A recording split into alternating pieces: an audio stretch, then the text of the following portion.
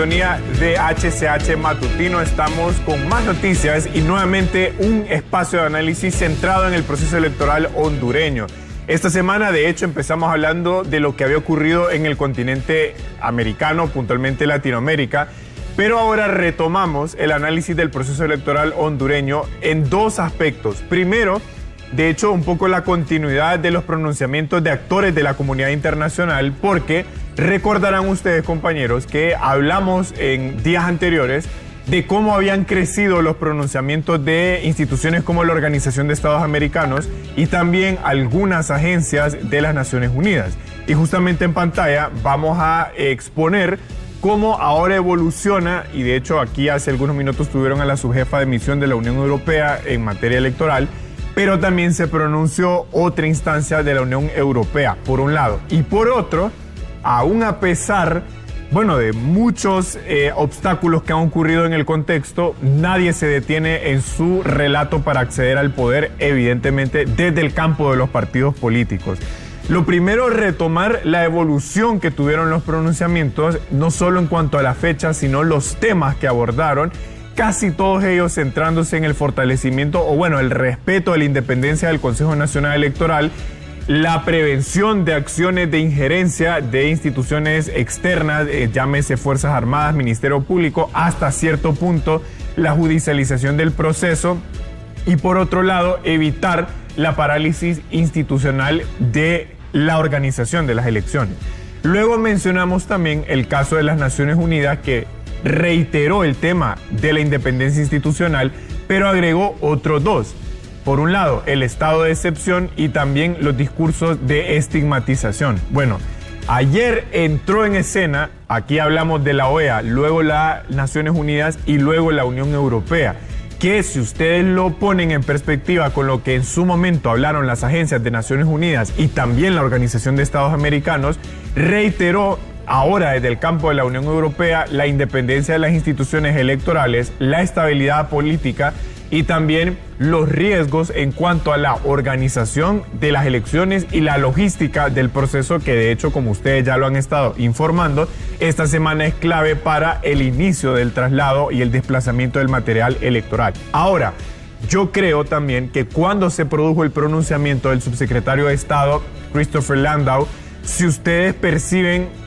si lo percibimos a lo largo de la semana después del pronunciamiento de Landau,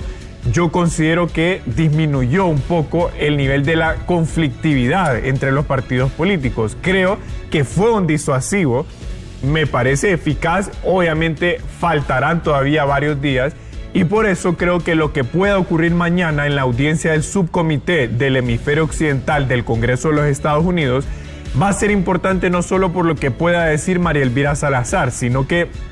hay un punto adicional, y es que es la primera vez que se estaría pronunciando el Partido Demócrata, porque en este subcomité hay republicanos y demócratas, y de hecho ambos grupos parlamentarios van a participar conjuntamente. Entonces ya sería un pronunciamiento más ampliado, por un lado del gobierno, del Departamento de Estado, y por otro lado del Congreso. Ahora,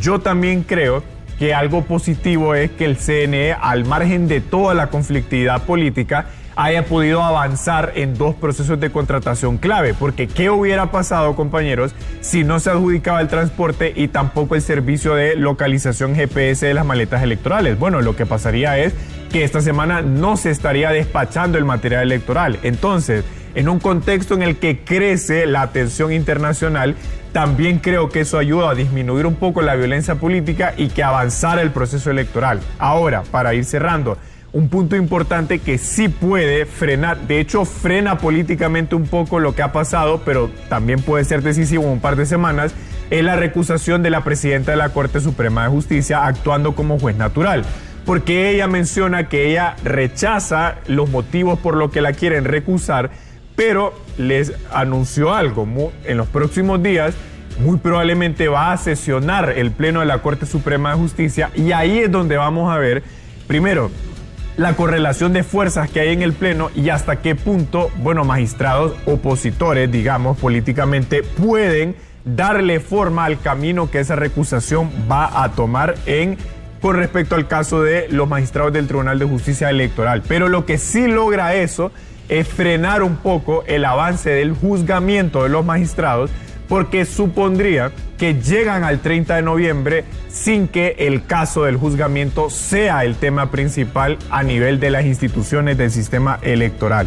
Y cierro con lo siguiente: me parece que la disuasión que ha producido los pronunciamientos de la comunidad internacional sí ha frenado un poco la actuación del Ministerio Público, pero creo que en este momento el gran fantasma que todavía mantiene un frente abierto con las instituciones es las Fuerzas Armadas. Y por eso lo que pase mañana con el inicio del traslado del material electoral va a ser importante, porque ahí es donde vamos a ver el grado de colaboración institucional en el campo entre estas dos instituciones. Y también creo, compañeros, que lo del Congreso Nacional va a ser importante en la medida en que la oposición siga manteniendo vivas esas sesiones que, aunque como usted lo mencionó, Cecia, tal vez las instituciones no reconocen lo que los diputados opositores están haciendo, pero sí mantiene vivo el debate en el Congreso, y en algún momento creo que eso va a ser importante. No, en el futuro, dependiendo de lo que ocurra. Exactamente, dependiendo de lo que ocurra el 30 de noviembre. Alguien me preguntaba cuando hablábamos de ese tema, entonces ya no hay estado de excepción. Y tenemos que decirles que todavía está vigente. Hay, sí. En la mayor parte de los municipios de todo el país. Sí, en la mayor parte, porque realmente lo que los diputados opositores han logrado es políticamente cuestionar la legitimidad de la comisión permanente, pero el control de las instituciones que le da validez a las decisiones la sigue teniendo la facción de Luis Redondo. Así que aquí está el panorama, y por supuesto que vamos a seguir su evolución. Un gusto, compañeros y compañeras. Buenos días. Buenos días, Rafa.